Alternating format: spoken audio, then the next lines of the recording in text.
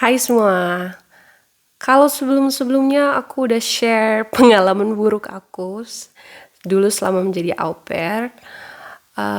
Hari ini aku mau share tips apa sih yang harus kita lakukan kalau kita punya masalah dengan HF atau host family. Personally, aku nggak ada pengalaman baik selama menjadi au pair. Tapi aku rasa video ini bakal bermanfaat buat kalian di masa depan kalau kalian punya masalah sama host family kalian.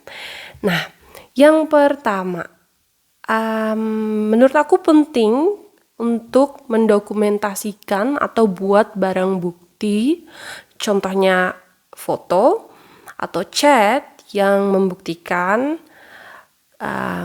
kalau mereka korupsi waktu.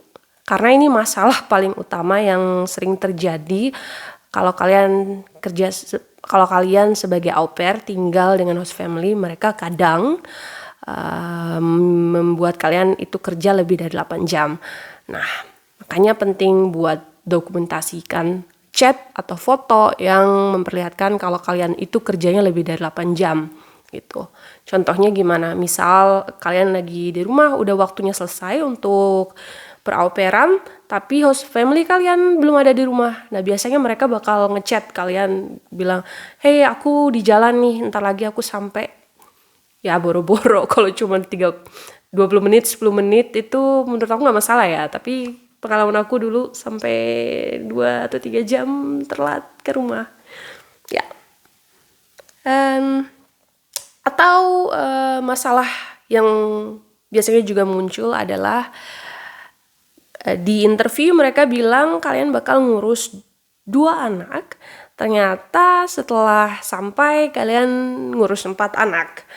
Itu juga termasuk masalah yang harus kalian dokumentasikan sebagai bukti ke agensi kalian nanti. Nah, yang kedua, kalian harus jujur, terbuka ke agensi kalian, tapi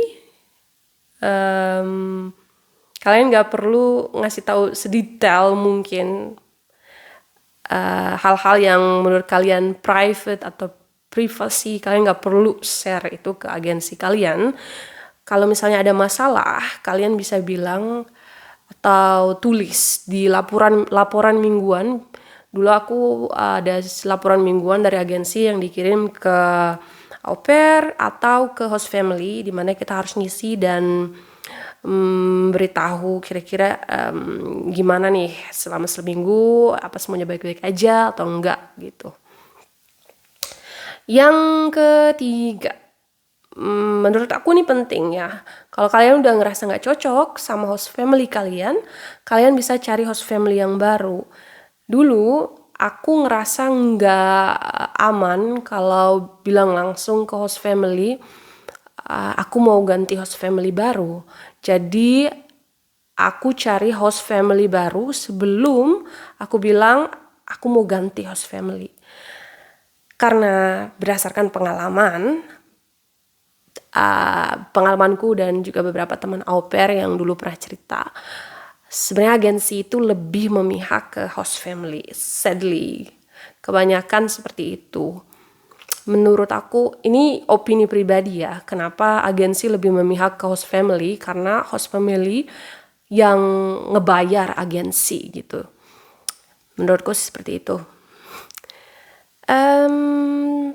Yang keempat, kalian bisa sebelum datang ke negara tujuan au pair kalian, misalnya dulu aku ke Belanda, kalian kira-kira juga research sedikit-sedikit negara tujuan lain untuk jadi au pair. Jadi kalau misalnya kalian benar-benar udah nggak bisa ngelanjutin au pair di Belanda, kalian punya opsi untuk pergi ke negara tetangga, contohnya Jerman, Belgia, atau Luxembourg. Nah, yang kelima ini agak menyedihkan karena aku yakin kalian gak bakal mau ngelakuin ini, yaitu pulang ke Indonesia.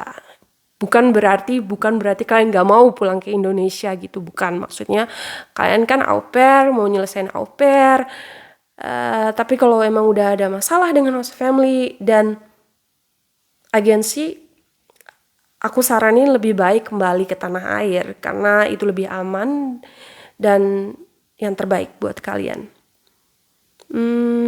Ya, itu aja tips dari aku. Aku harap kalian punya pengalaman yang baik-baik aja selama menjadi au pair dan nggak memiliki pengalaman buruk seperti aku. Kalau kalian punya pertanyaan, jangan segan-segan untuk tanyakan di kolom komentar atau kalian bisa follow Instagram aku. Sampai ketemu di video selanjutnya. Dah.